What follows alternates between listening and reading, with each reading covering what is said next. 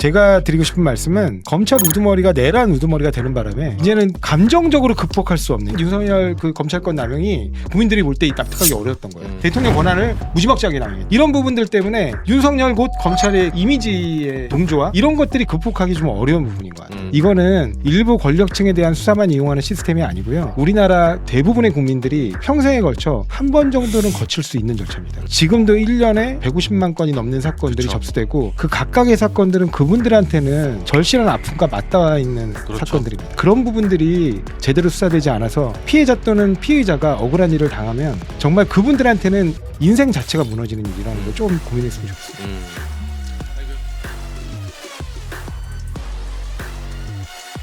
형사사건법 이제 결국 보안 수사권은 네. 다음번에 오늘 근데 제가 설득이 돼서 다음번에 꼭 모시겠습니다. 또 시간 내주시면. 보안 수사권 관련해서 자꾸 수사라는 표현 때문에 그러시는데 저는 그렇다고 보면 수사라는 표현을 다른 표현으로 바꾸자. 근데 그게 사실 언어의 오용이거든요. 그렇죠. 왜냐하면 수사라는 말이 들어가야 적법 통제가 시작되는 거고 우리가 지금까지 오랫동안 판례로 추측되었던 적법 통제를 반드시 해야 불법 수사가 이루어지지 않습니다. 그렇죠. 근데 이 보안 수사는 사실은 어떻게 보면 수사라기보단 원래 우리가 통상 수사라면 떠올리는 이미지가 누군가를 잡아넣기 위해서 그렇죠. 막 설계해가지고 네. 토끼몰이 하듯이 진행되는 그렇죠. 거잖아요. 수갑 채우고. 예, 근데 그런 거라기보단 일련의 선으로 이어지는 절차, 형사 절차 전반에서 어느 한쪽을 무자르듯이 자를 수 없을 때 기소 여부 판단을 위한 보충 정도라고 보셔야 됩니다. 최종적으로 기소 여부를 판단하는 데 있어 검사가 그 결정권을 가진 상태에서 의문이 있어요.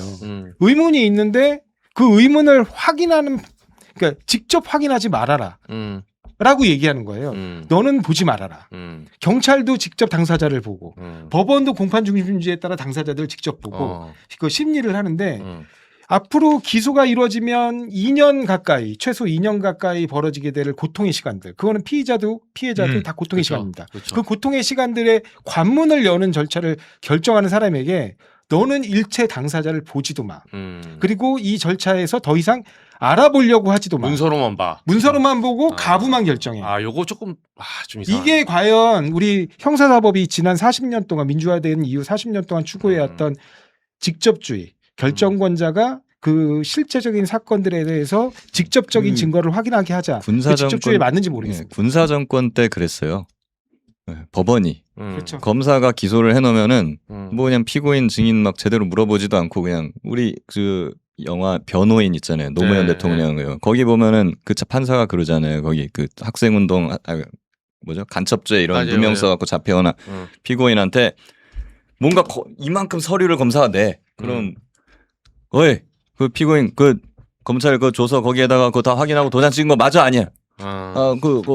도장 찍은 건 맞는데 네, 증거 채택합니다. 땅땅땅 유죄. 더 신문할 필요가 없는 거예요, 이거잖아요. 증인은. 그렇죠. 그 조서 자체가 증거니까. 그때 그리고 검찰 시절 하나 생각이 좀- 더 있어요. 맞아요. 1987 봤잖아요. 그렇죠. 거기 초반에 보면은 거기 하정우가 막 짜장면 먹고 있는데 에이 검사님 이런 거 드시면 안 되는데 하면서 갖고 오잖아요. 이거. 맞아요. 근데 자 이거 도장 하나만 찍어주세요. 아. 막 물어보는 데가 맞아요. 그러잖아요. 대공업무입니다. 찍으십시오. 네. 맞아요. 그거요. 저는 보좌관님 말씀하신 것 중에서 뭐 다른 부분 뭐 전적으로 동의하고 딱 하나 좀 가슴에 와닿는 게 일반 시민들 입장에서는 이렇게 생각해야 될 거예요. 그러니까 내가 법정에 서서 재판을 받는다고 생각했을 때 나를 기소한 검사가 공소장에는 이름을 쓰게 되어 있단 말이에요. 검사 아무개가 너를 기소한다라고 해가지고 공소장을 보내는데 내가 한 번도 대면해 본 적이 없고 내가 어떻게 보면 검사한테 난 좀 억울한 점이 있어서 호소하고 싶은 게 있었는데 그런 얘기 전혀 한 번 들어본 적도 없는 사람이 서명해가지고 너 법정에 가서 지금 아까 말씀하신 것처럼 2년이 넘는 정도의 절차를 갖다가 고통을 겪으라. 사실 구속되는 것뿐만 아니라 재판을 받고 형사 절차에 그 당사자가 돼가지고 국가기관과 계속 유무죄를 다퉈야 되는 그 입장은 쉬운 게 아니에요. 맞아요. 반성을 하고 그래 내가 이게 어쩔 수 없이 다 뭐 감당해야 되는 감수해야 되는 일이다라고 뭐 이렇게 좀 아주 도인같이 받아들이는 사람이라면 모르겠지만 일반적으로 조금이라도 억울함이 있는 사람 입장에서는 너무 힘들 수밖에 없어요. 그렇기 그래서, 때문에 예. 그렇기 때문에라도 제가 보기엔 아까 조 부장님 말씀하신 대로 검사가 최소한 피의자나 관련 참고인들을 만나서 최소한 증거 가치가 어떤지 이 말을 신뢰할 수 있는지 정도는 확인할 수 있어야겠죠. 그러니까 보안 수사라기보다는 내가 기소 여부를 판단하기 위한 하나의 검토, 확인의 권한이라고 보시면 될 것 같아요. 그래서 사실은 지금 보안 수사권 자체를 폐지하는 게 맞다라고 주장하시는 분들은 뭐 일반인 분이라면 그럴 수도 있지만 법률가들도 그런 주장하시는 분들 많단 말이에요. 그런 분들은 그 대안을 내주셔야 되는 거예요. 지금. 그러네요. 예, 예를 들면은 검사가 제가 검사예요. 그 사건 송치를 받았어요. 경찰 사건을 받았는데 뭐 피의자나 피해자한테 막 전화가 온단 말이야. 아니면 찾아와 만나달라고. 예를 들면 난 이런 억울함이 있다. 예, 그러니까 한번 불러달라, 들어달라 이러는데 보안 수사권 자체가 없으면 볼 수가 없어요. 내가 그 사람 한번 오세요 얘기 들어봅시다라고 그 사람이랑 얘기를 나누면 이거 수사거든. 그러네요. 예.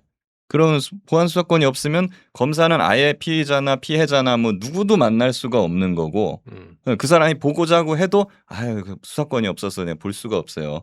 경찰한테 다 얘기하세요라고 돌려보내야 되는 거예요. 이걸 어떻게 해결할 것인지 대안을 내주셔야 돼요. 제가 딱 한 말씀만 드리겠습니다. 네. 마지막으로. 네. 지금 오해하시는 게 아까도 말씀드렸듯이 형사하고 사법 절차는 법률 절차입니다. 근데 이 법률 절차에 있어서 과거에는 국민들이 최종적으로 국가가 지정한 자격을 갖춘 법률가로 하여금 무료로 최종적 사건 여부 판단에 관한 리뷰를 받을 수 있었어요. 그리고 때로는 그분에게 하소연도 할 수 있었고. 그런데 보안 사건이 폐지되고 정권 송치가 폐지되면 앞으로 그 절차를 이용하기 위해서는 중간 단계로서 이의 신청을 하든 뭔가 절차를 더 밟아야 돼요. 그리고 자신의 억울함을 스스로 소명해야만 다음 절차로 넘어가서 그나마 법률가의 리뷰를 받을 수 있습니다. 그러면 법률 절차로 강요된 절차에서 법률가로 하여금 검토받던 걸 여지껏 무료로 진행하다가 이제 그거를 그 절차를 진행하기 위해선 너 스스로 뛰어난 지식을 갖추든가 아니면 또 다른 법률 전문가인 변호사의 고용해서 조력을 받아야 한다. 그거를 일반 국민들이 과연 원하실까? 이게 일반 국민들 모두가 이용하는 절차입니다. 한 해 150만 건 넘는 사건들이 접수되고 있고요. 근데 그런 부분들에 과연 그러면 우리 국민들이 선뜻 그런 부분들에 동의를 하실 것인가? 그리고 두 번째는 이게 바로 그럼 형사 절차 민영화 아닙니까? 그러니까 그렇죠. 이런 부분들에 대한 고민입니다. 여기서 그럼 질문 하나만요. 그 하도 이제 공박과 논박이 많으니까 이제 보좌관님이 다 이걸 방어 한번 해보신 것 같아서 영미권 그러니까 미국 같은 경우는 보안 수사권 있어요? 이렇게 물어보는. 당연히 있죠. 검사는. 보안 수사를 금지하는 나라는 없습니다. 근데 이제 문제는 뭐냐면 거기는 오랜 관행이 원래는 경찰에서 사건을 수사하고 대리인을 오히려 경찰이 선임해서 소송을 진행해왔던 문화가 있다가 그런 부분에 대한 폐해가 너무 극심해져서 검사 제도가 만들어졌거든요. 뒤늦게 만들어진 겁니다.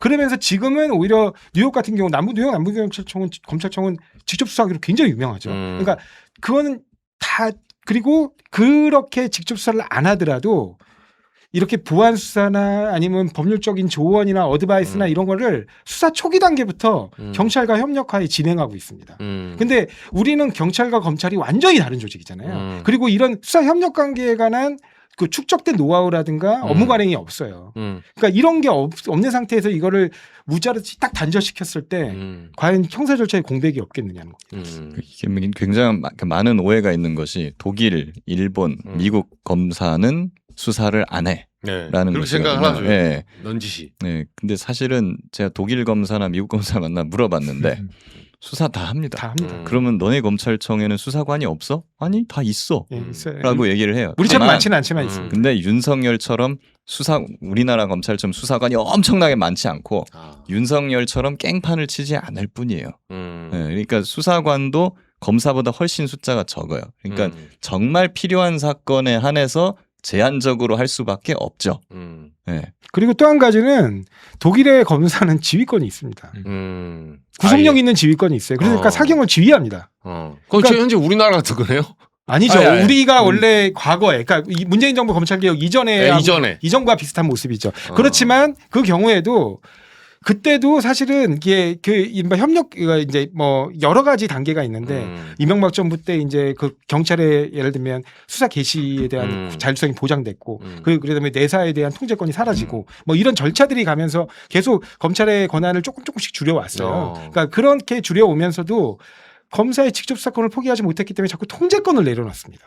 저는 근데 그 방향이 잘못됐다는 거예요. 통제권은 오히려 유지하거나 강화하되 직접 수사권을 내려놨어야죠. 근데 이번 개혁은 그 직접 수사권을 내려놓는 개혁이고 그러면 상대적으로 통제권은 강화되어야 수사기관의 수사권 남용을 오히려 막을 수 있습니다. 그 독일 같은 경우에는 형사소송법에 나오지 않습니까? 그 네. 손발 없는 머리라 그래가지고 네, 아인코프 오네 핸덴가 뭐 제가 독일을 잘 몰라요. 잘하시는데요. 제가 못 알지 알아보니까. 않나요? 맞아. 여기는 독일 전문이잖아요. 코프 오네 핸데 뭐 아닌가? 뭐 그러니까 그럼 머리 그럴 없는 거예요. 머리 뭐 손발 없는 머리라 그래가지고 수사 조직이 아주 작아요. 그리고 계속 수사 지휘를 해요. 그러니까 그 검찰청의 검사가 실질적으로 보면은 그 송치된 사건에 대한 인터뷰나 이런 정도를 하는 것이고 거의 수사 지휘를 하는 것이 이 임무라고 하더라고요. 그거는 프랑스도 그렇다고 그러더라고요. 프랑스 같은 경우에는 그 지휘 검사가 매일 그 전화기만 들고 있다는데. 전화기만 들고 이렇게 아주 수시로 그냥 뭐 막역하게 뭐 이렇게 꼭 서면이 아니더라도 수시로 전화가 오고 조언하고 이러는 게 일이고 실질적인 직접 수사는 거의 안 한다는 거죠. 그리고 사실 큰 반부패 수사 같은 경우에는 독일이나 이런 데도 하기는 합니다.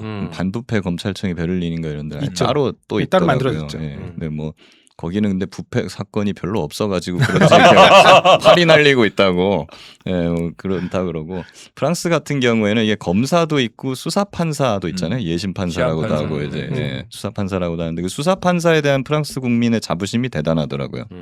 저는 왜 검사랑 수사 판사 똑같은 거 아니야? 왜 그 두 개를 따로 두지?라고 했는데 큰 차이가 있더라고. 보니까는 그 중대 범죄는 다 수사 판사가 하고 경미 범죄만 검사가 하는데. 수사 판사는 사법부 소속이에요. 그러니까 그 권력자들이 인사권으로 흔들 수가 없어. 그래서 전직 대통령을 구속시킨 유일한 나라가 한국 말고 프랑스라고 하더라고요. 수사 판사가 다 구속을 시키는 거예요. 그 부분하고 근데 수사 판사가 또 윤석열처럼 깽판을 치지는 않더라고. 어떻게 그게 가능하니? 그랬더니 이런 게 있어요. 수사 판사는 검찰이 수사를 청구한 범위 내에서만 수사가 가능해. 그러니까 검사가 수사 청구를 안 하면 수사를 못 하는 거예요. 수사 판사는. 네, 그렇게 통제를 하더라고요. 그런 면에서는 또 판사 같네요. 그렇죠. 불고불리니까. 네. 그러네요. 오늘 오신 김에 원래 빨리 보내려는데 3분 남았으니까 3분 하고 가시죠. 네네. 아니 제가 오늘 잘 시간 근데 너무 설득이 됐는데 제가 조 부장님한테 설득되는 순간에 우리 실시간 댓글에서는 적폐가 돼 있어요. 우리 방송 안 보겠다. 너도 벌써 죄송합니다. 그러니까 제가 아까 말씀드렸듯이 이만큼 심해요 지금 메신저 저는 공격이. 5년 전에도 똑같은 얘기를 했고 지금도 똑같은 얘기를 하고 있는데 5년 전에는 정말 저희 지지층한테 가장 강력한 검찰개혁 용자라고 박수를 받았는데 그놈의 내란 우두머리 때문에 그렇죠. 5년 동안 윤석열이 내란을 했죠. 그때는 왜 너 윤석열한테 수사를 못하게 해 임마 하면서 막 정의로운 검사 윤석열이 수사를 하게 만들어줘야지 막 그러면서 비난을 받으셨을 때. 그게 좀 답답합니다. 그러니까 댓글에 있더라고요. 네. 이동영 TV에서 네. 조상호 변호사님 5년 전부터 있었단 말 그대로 똑같이 하고 있다. 네. 이러면서 응원하는 말도 있고. 네네네. 그래서 근데 좀 답답합니다. 지금 말하자면 이제 그러면 마지막에 변호사님 뭐 보시기에 그거는 이제 이 내부에 대한 내용이고 토론 공청회 나온 내용은 알겠는데 네. 이제 저 같은 사람 설득했다가 쳐요. 네. 근데 이 정부안을 두고 이 논쟁, 여당 안에 이 논쟁, 네. 계속 그 소위 말해 지지자들 사이에 이 논쟁, 네. 배후에 누가 있다고 봅니까? 왜 이렇게 된다고 보세요? 왜 이렇게 극렬하게 부딪히죠? 왜 제가 아까 말씀드린 것처럼 그 내부에 어떤 정치적인 배경 같은 거가 있다고 저는 생각하지는 않아요.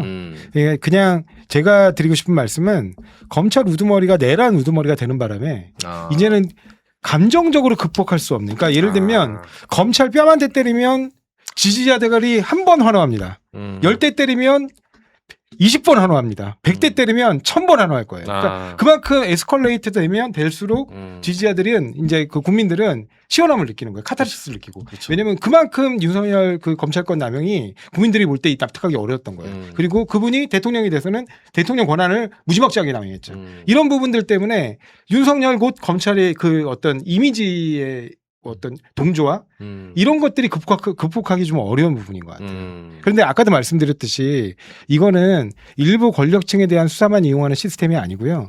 우리나라 대부분의 국민들이 평생에 걸쳐 한 번 정도는 거칠 수 있는 절차입니다. 그리고 아까 말씀드린 것처럼 지금도 1년에 150만 건이 넘는 사건들이 그쵸. 접수되고 그 각각의 사건들은 그분들한테는 절실한 아픔과 맞닿아 있는 그렇죠. 사건들입니다. 그렇죠. 그런 부분들이 제대로 수사되지 않아서 피해자 또는 피의자가 억울한 일을 당하면 정말 그분들한테는 인생 자체가 무너지는 일이라는 걸 좀 고민했으면 좋겠습니다. 아니 그 먼저 한 말씀 더 이거를 각각의 이제 한 말씀씩 더 질문 드리고 싶은데 이 문제 결론적으로는 제가 너무 무책임한 질문일 수도 있어요. 어떻게 해결해야 됩니까? 이 지휘자들 어떻게 설득하고 어떻게 해야 그러니까 돼요? 그 부분도 말씀을 좀 드리고 싶어요. 음. 검찰이 진짜 엄청나게 많은 잘못을 한 것도 맞아서 거의 해체 수준으로 해야 되는 것도 맞아요. 저는 맘만 같아서는 검사를 그냥 다 죽여버리고 싶어 진짜. 네, 지금까지 했던 그런 저도 것들을 그렇습니다. 보면은. 제가 몇 년을 네. 시달렸는데 그런데 사실 그러면은 검찰을 아예 해체하고 그거 검찰이 가진 권한이 어디로 가냐? 그럼 경찰에 가잖아요. 그럼 대통령 얘기하시나요? 그럼 경찰을 믿을 수 있느냐? 이름을 한번 들어보세요.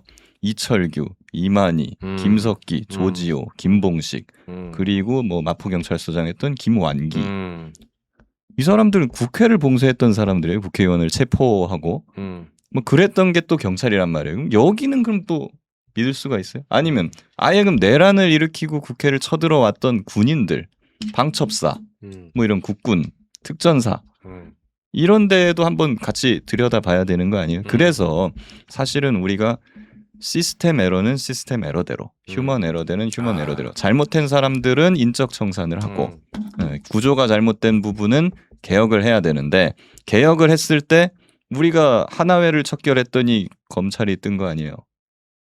그렇죠. 그렇잖아요. 네. 그 검찰을 척결하면은 뭐가 또 뜨겠어요? 이것까지 고려를 해서 그렇죠. 앞으로는 어느 기관도 함부로 뜨지 못하도록 절묘한 어떤 권력관계 균형을 체크 밸런스가 예, 좀 잡혀야 되는 맞추는 게 이게 핵심이고 선진국에서는 아까 이런 개혁 논의가 없다라고 말씀하셨는데 왜 그랬겠어요? 이 밸런스를 맞춰놨거든요. 맞아요. 절대 권력이 탄생하지 않아요. 네. 근데 이렇게 안 맞추고 그냥 여기 나왔어 두더지 잡기 하듯이 여기 죽여하고 팍 죽이면 여기서 튀어나온다고. 그럼 여기 죽여하고 팍 죽이면 또 어디서 튀어나올 거 아닙니까? 맞아요. 이게 아파트값 얘기할 때 샤워실의 바보 이런 얘기하잖아요. 네. 이른바 밀턴 프리드먼의. 그러니까 이게 그 재정 정책을 억제 뭐 이렇게 그다음에 네. 뭐 그 부양 이렇게 했는데 그러다니까 여기 갑자기 물가가 뛰고 네. 물가가 뛰니까 확 눌렀더니 갑자기 네. 경제가 침체되고. 뜨거운 물 찬물. 네, 뜨거운 물 찬물로 왔다 갔다 하는 그걸 하지 말고 가운데로 맞추자고요. 가운데로. 근데 가운데라고 주장하시는데 온수로 맞추자고. 이쪽에서는 찬물로 보고 있어요. 지금. 그러니까 그 우리 생각이고 네. 죄송한데 보좌관님 생각이고 이쪽에서는 네. 야 저 씨 완전 얼음물 붓고 있다. 네. 온도가 여기가 한 25도라고 생각하지 않아요. 여기서는 영하라고 생각하니까. 근데 설득을 해도 아직 스톤몰을 틀어보기 전이니까 더 많이 설명드리고 그러니까. 그렇게 해야 된다고 생각합니다. 저희가 많이 부족함이 있는 것 같습니다. 지금. 검찰관님 어떻게 보세요? 수사했던 입장에서 저는 뭐 아까 그 저 댓글 중에 음. 꼭 말씀드리고 싶었던 게 신영희 씨께서 말씀하신 신영희님께서 네. 경찰 수사보다 검찰이 더 잘한다는 게 뭐 사실은 이 경찰이 경찰 수사라던가 수사를 이렇게 법률가가 한번 리뷰한다는 것은 누가 수사를 더 잘하고 잘 못하고 이 문제는 아닙니다. 사실 아주 노련한 수사관이라 하더라도 수사라는 게 이 목적을 향해서 이 사람은 어떻게든 뭐 이 나쁜 사람인 것 같은데 처벌해야겠다라는 그런 생각에 빠져 있다 보면 그쵸. 폭주할 가능성이 그쵸, 높아요. 폭주하죠. 그리고 또 수사하는 과정에서 놓치기 쉬운 쟁점 같은 게 있거든요. 그걸 사실은 뭐 내가 공부를 많이 해서 당신을 가르친다라는 게 아니라 내가 뭐 아주 나보다 뭐 못해 보이고 뭐 이렇게 그런 사람이라도 한마디 툭 들으면 뭔가 느끼는 바가 있을 수 있지 않습니까? 그런 식으로 어떻게 보면은 역할의 차이라고 보는 게 맞을 겁니다. 검사가 그런 수사 사건을 검사의 입장에서 한번 리뷰를 해준다는 것은 우리 능력이나 뭐 학력이나 뭐 이런 뭐 더 우위에 있고 이런 문제는 아니에요. 그러니까 한 번 더 리뷰한다는 그런 차원에서 봐주시면 될 것 같고. 누가 됐든 견제가 많을수록 좋죠. 그렇죠. 견제일 수도 있고 어떻게 보면 수사에 대한 조언일 수도 그렇죠. 있습니다. 또 이게 법률 절차라는 거를 염두에 두면 법률가에 의한 또 한 번의 리뷰라는 거죠. 사실관계 조사의 전문가가 경찰일 수도 있습니다. 오히려 검사가 사실관계 조사에서 뒤처질 수도 있어요. 그렇지만 그 사실이 필요한 거는 그게 법률적인 요건에 어디에 해당하는지를 알아야 되는 것이고 그 어디에 포섭될 수 있는가를 최종적으로 구성하는 건 법률가거든요. 그러니까 그런 부분에서 한번 리뷰를 더 하는 것이 양측의 상시적인 견제 관계를 구축할 수 있다는 것이고 또 때로는 그런 얘기 하잖아요. 경찰이 잘못하는 걸 왜 꼭 검사가 해야 돼? 그냥 외부위원회에서 해도 되지. 외부위원회에서 처리하기에는 사건이 너무 많습니다. 너무 많고 지금 1년 지연될 겁니다. 그래서 1년에 68만 건이 넘는 사건들이 송치가 되고 있고요. 그러니까 그런 사건에서 불송치 건 80만 건까지 합치면 150만 건입니다. 이 150만 건을 그 위원회 체제로 논의해서 처리하는 게 과연 가능한 것인가? 지금도 검사 2,000명이 한 명 한 명이 자기 책임하에 처리하고 나중에 그 처리가 잘못됐으면 자기 책임져야죠. 이 구도로 갈 수밖에 없는 구조가 있고 그와 별도로 시민 참여 형태의 또 다른 통제기가 필요하겠죠. 그게 어떤 거겠습니까? 국민들 모두가 관심을 갖는 되게 중요한 사건의 경우에 의문이 있다면 오로지 검사한테 그 처분을 맡길 것이냐? 그렇지 않을 수도 있습니다. 그렇죠. 그럴 때는 이른바 뭐 이게 사건심의위원회든 공소심의위원회든 아니면 국가수사위원회든 그런 위원회에서 그것들을 상정시켜가지고 최종 논의해서 결정해가지고 뭐 국민의 어떤 사법 참여를 좀 더 끌어내는 거 이거 필요하죠. 이렇게 하니까 또 그럼 검찰 통제할 생각은 왜 안 하냐고 하시는 분들도 네. 계세요. 자꾸 뭐 보안 수사권이 경찰 통제 얘기만 하는데 검찰 통제해야지라고 하는데 검찰을 통제하는 방안은 이미 많이 나왔고 그 부분에 대해서는 사실 지금 뭐 보안 수사 찬성 반대하시는 분들 이견이 없어요. 그래서 얘기를 안 하는 거예요. 다 예를 들면 있습니다. 예, 지금 저희가 얘기하는 게 앞으로 형사법에서 논의가 나오겠지만 뭐 영장고제라든가 뭐 그게 항고의 표현이든 이의신청의 표현이든 그다음에 또 예를 들면 뭐 일정 부분 뭐 그 재정 신청 기회를 준다든가 경찰이나 이런 부분에서 그리고 이제 여러 가지 논의가 있습니다. 누가 수사를 잘하냐는 부분에 있어서 제가 좀 덧붙이고 싶은 게 예도 들어드리고 경찰이나 검사 누가 더 수사를 잘한다 그게 아니고 잘하는 분야가 달라요. 네, 경찰은 사람 찾는 거 진짜 잘해요. 네. 사람 잡아오고 찾고 사람 금방 잡아오는 잡더라고요, 거 보니까. 그리고 뭐 물건 찾아내는 거 기가 막히게 잘해요.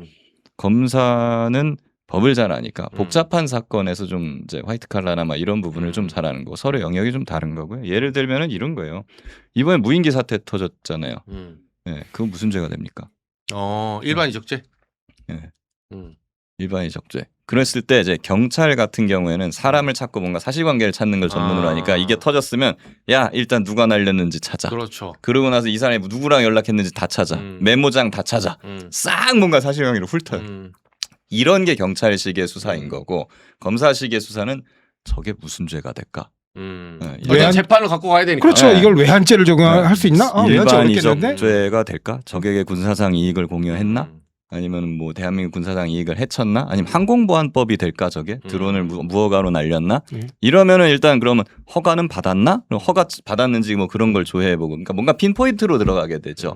그러다 그런 부분이 있고 조태용 우리가 거의 내란 특검에서 거의 참모 중에 유일하게 구속됐잖아요. 좀 밑에 참모 중에. 맞아요. 왜 구속됐냐?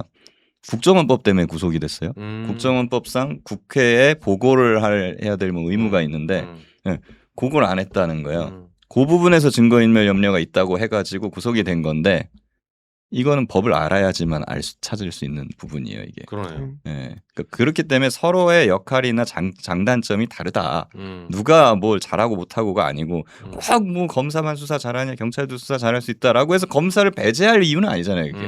네. 잘하는 사람 갖다 쓰면 되는 거죠 검사든 경찰이든. 사실은 이게 지금 드론 얘기를 했으니까 그러는데 그 드론 관련해 가지고 일반 이적죄를 적용할 수 있느냐에 대해서는 굉장히 치열한 논의가 있었어요. 그렇죠, 그렇죠. 쉽지 않아요. 네, 쉬운 게임이 아닙니다. 왜냐하면 그 비슷한 사건이 과거에 있었죠. 뭐냐면 총풍 사건입니다. 총풍 사건 때 그때 일반 이적죄를 결국 적용 못했거든요. 그때는 직권남용으로 끝났어요. 근데 지금도 직권남용은 당연히 성립할 수 있죠. 왜 지금 그런 직무상 권한에 따른 의무가 없거든요. 근데 그 부분에 관해서 이번에 조은석 특검이 굉장히 많은 부분에 대한 법률 검토가 굉장히 오랫동안 이루어진 것으로 알고 있습니다. 그래서 결과적으로 내린 결론은 이번에 한번 일반 이적죄에 대한 판단을 받아보자는 거예요.